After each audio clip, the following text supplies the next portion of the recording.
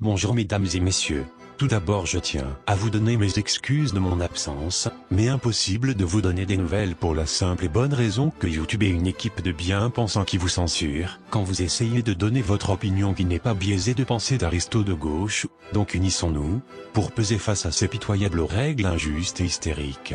Aujourd'hui nous allons parler d'un personnage loufoque, qui m'agace particulièrement, car c'est le cliché d'une déchéance dans un monde pourri et catastrophique. Pour être honnête, j'ai longtemps hésité à faire cette vidéo, car certes il était à claquer, mais son côté ridicule qui amuse la galerie prenait le dessus, donc j'ai fini par me dire que c'était un simple handicapé et il valait même pas la peine que je m'attarde sur son cas. Mais il y a pas longtemps, un youtubeur du nom de Ramuz a prouvé qu'il ne souffrait pas d'un handicap, mais d'une profonde attirance pour les jeunes filles.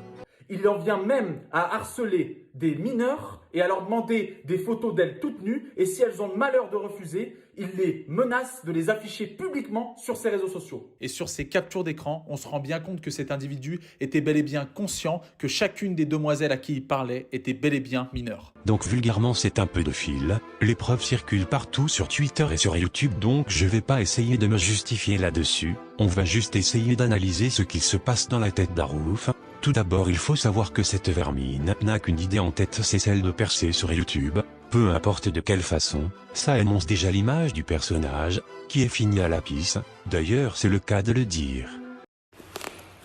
Bon, je vous avais dit que j'allais faire une petite surprise. Donc voilà, t'as compris un ouf. Voilà, comme ça tout le monde saura.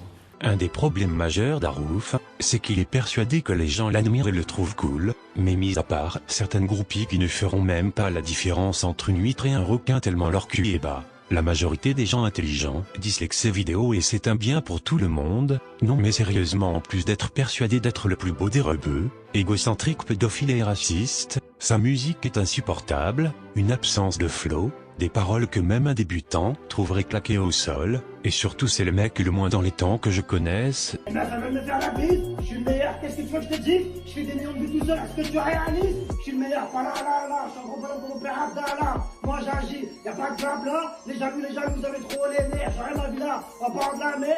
C'est à se demander s'il fait pas exprès d'être nul juste pour faire des vues. Personnellement je pense qu'il est loin d'être intelligent, mais pas totalement con non plus. Mais le pire c'est qu'il menace ses ennemis en insultant leur famille, mais à chaque fois se lâche, se dégonfle quand il s'agit du contact physique. Enfin par contre il est pas contre le contact physique, quand il s'agit de voir des gamines de 14 ans. Bref, il y a tellement de trucs à dire sur ce mec que je pourrais continuer longtemps là-dessus.